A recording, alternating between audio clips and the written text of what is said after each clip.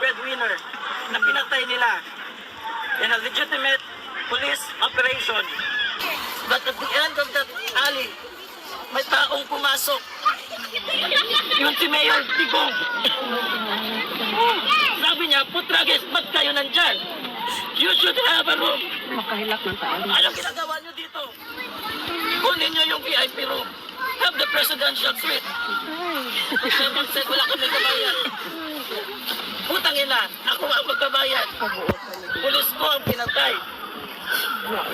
Ako nang bahala sa inyo from now on. I'm talking to you right now with regret. Ba't pa namin pinahirap? Ganun din lang naman ang gagawin ko.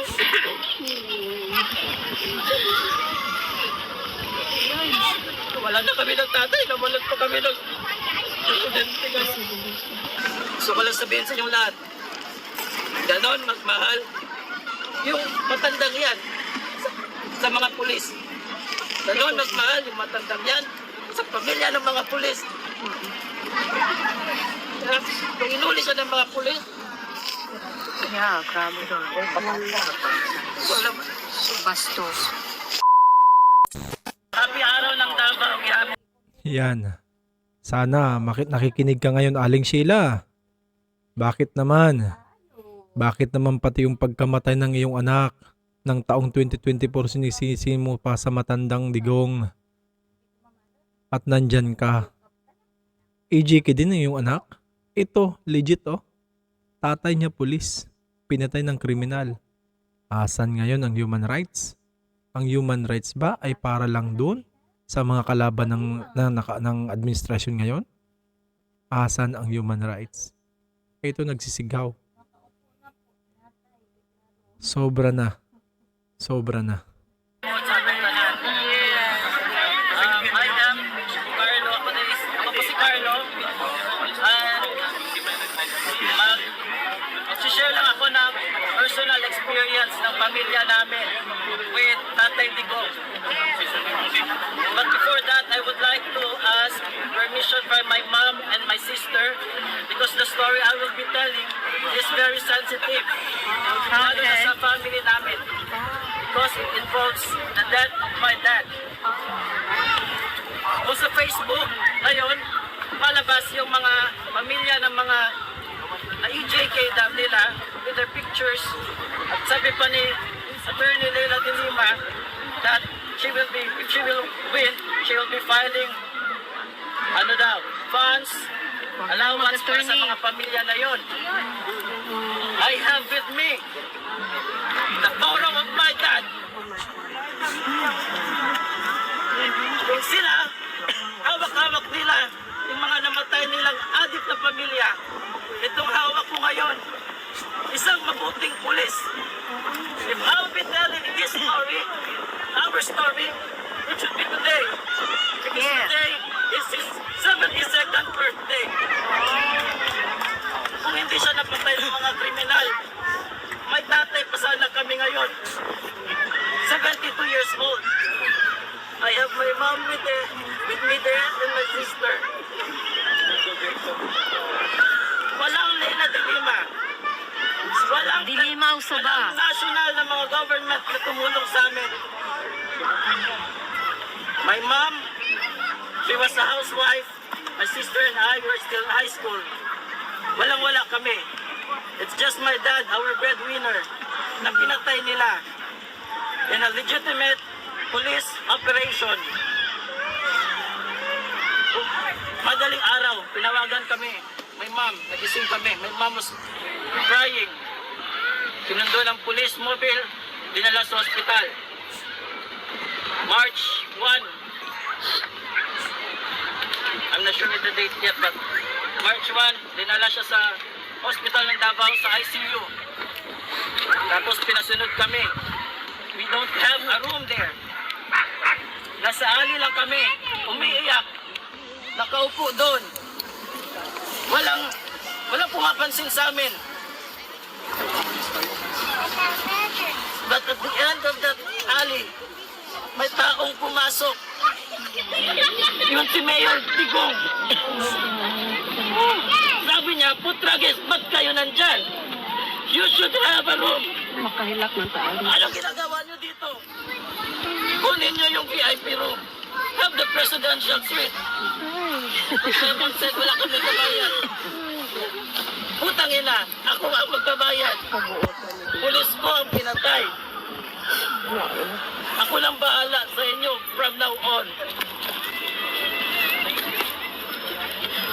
Takot na takot yung mama ko. Maliit pa kami ni ate. Kasi yung ibang pamilya ng mga gang members na yun, nakalaya pa.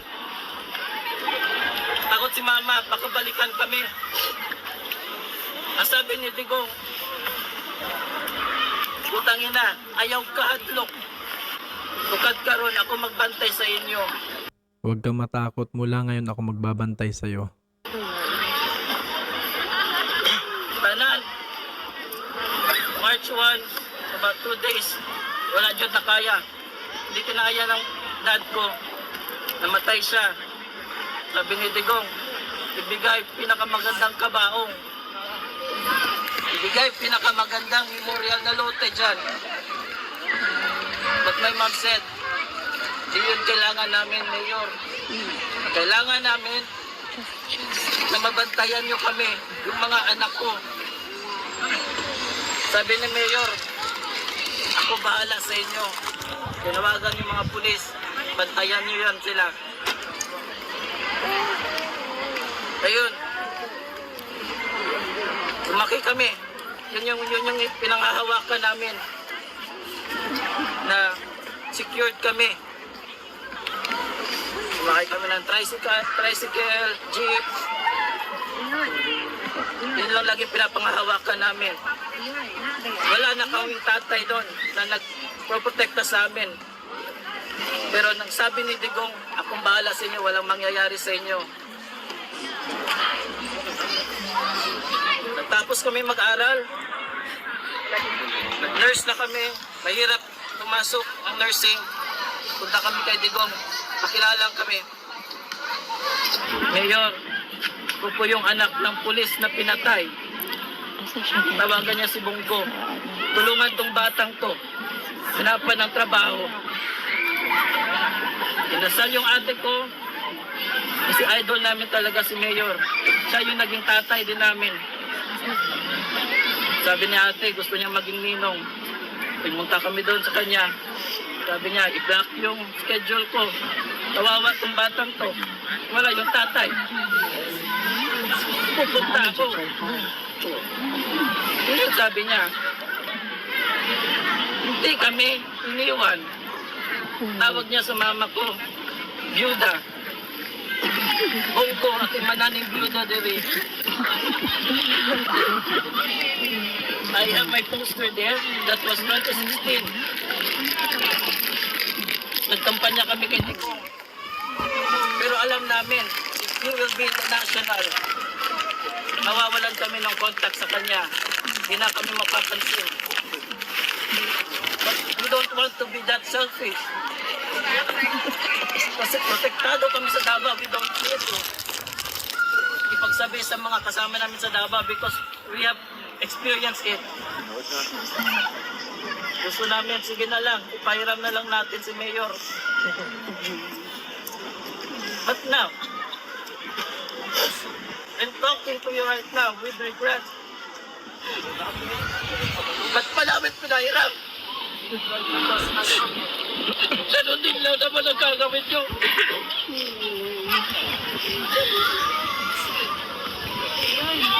Wala na kami ng tatay, namulat pa kami ng presidente kasi.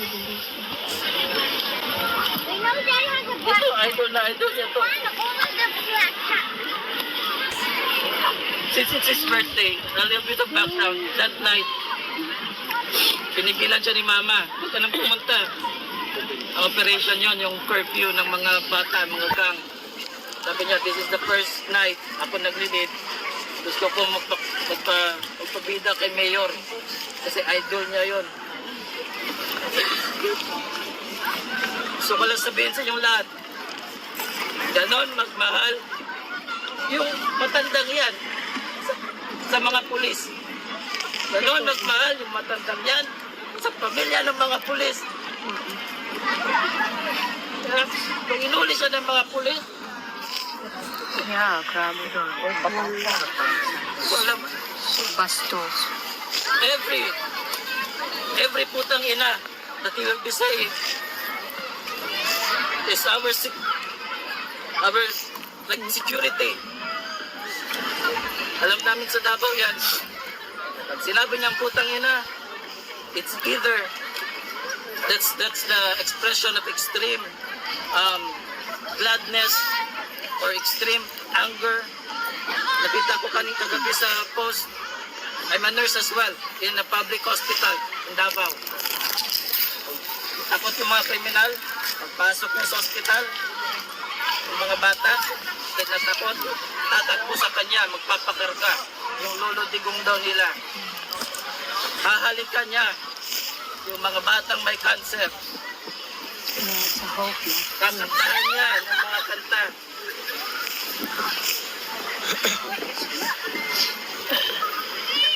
Yun.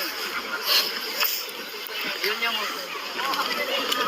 kung magsabi siya sabi niya sa bata na yun sa video, putang ina, how di mo kanta? That's fair for me. That's a security for me. That's his expression. Masulti siya, putang ina, kanang mga pulis, mga bumbero, mga nurse na mga brugay motiman, mga maldita. O na isulti sa TV. Kunya mahadlok na sila, magtunutan na sila. Ana ang among gusto sa iya. Ang security, ang assurance, na ihajod ming palanggaon. Grabe. Grabe yung emotion, pati ako nadala. Nagulat ako dun diba? Totoong tao nagsalita. Grabing emotion. Kasi totoong tao eh. May mga nakita na ako dyan mangilan-ngilan sa comment section ko. Hindi po ako magto-turn off ng comment section. Kasi mahal ko naman kayong lahat. Mga basher ko, mga supporters ko. Ngayon panay post ako ng Duterte. Hindi po ako DDS tinitingala ko lang po yung taong nagserbisyo ng buong buhay niya. Iniidolo ko lang po ang taong totoo na nagserbisyo sa bayan. Kaya every time na nakikita natin yung suporta ng tao, solid na suporta, hindi bayad yung tao. Punong-puno ang kalsada na sinisigaw Duterte. Uulitin ko po, hindi po ako DDS. Wala po akong bayad. Wala. Kasi ang iyong lingkod po ay membro po ng Iglesia ni Cristo. Kung ano pong utos ng aming tagapamahala, dun po kami. Pero bilang tao, bilang individual na Filipino, nag-iidolo po ako eh. O diba? Mag-idolo ka sa walang buhay. Dito ka na sa buhay. Kaysa mag-idolo ka sa kung saan-saan dyan. Diba? Doon na sa taong may nagawa. Napanood ko kanina si Senator Marcoleta. Si attorney. Nagsalita siya ng dapat ipalit Pambansang Bayani Duterte. Pambansang Bayani Dr. Jose Rizal. Ewan ko kung bakit nabanggit ng Attorney Marcoleta yon. Kasi talagang minahal ng tao. Di ba? Ang taong ito ay naging biktima ang kanyang tatay. Hindi po presidente ang Tatay Digong. Doon pa lang siya sa Davao. Kaya ang sigaw niya, kumbaga, nagsisisi sila bakit pinahiram ang Tatay Digong sa Malacanang. Bakit pa daw sila pumayag na ipahiram ang kanilang tatay ng Davao? Tatay ng Davao, naging tatay ng buong Pilipinas. Nakita ko na po personal ang Tati Digong during campaign period ng 2016. Ang iyong lingkod po ay nasa serbisyo ng time na yon at isa po ako sa nagmamando ng traffic. Nasa convoy po ako. Pag sila po ay pumapasok sa lalawigan ng Rizal, nakita ko po sila personal. Campaign period, hindi ko man nakita ng nakasama, hindi po. During campaign period lang. Puro mura ang inaabot ng pagsasalita niya doon sa Montalban. During po dyan sa Inares Center, Antipolo, every time po na may malaking pagtitipon ang Pastor Apollo Kibuloy, nakita ko po siya 2 beses din sa Inares Center. Isa rin po akong nagbabantay doon ng seguridad. So doon ko siya unang nakita na palamurang tao, pero totoong tao pala talaga. Di ba? Kaya madalas yung sinasabi, yung kanyang linya, na your concern is human rights. Di ba? My is human lives. Kaya hindi na tayo kataka-taka na ganun po kamahal ngayon ng taong bayan ang Tatay Digong. Pansya na po kayo, nadalap talaga ako dito. Paalam po.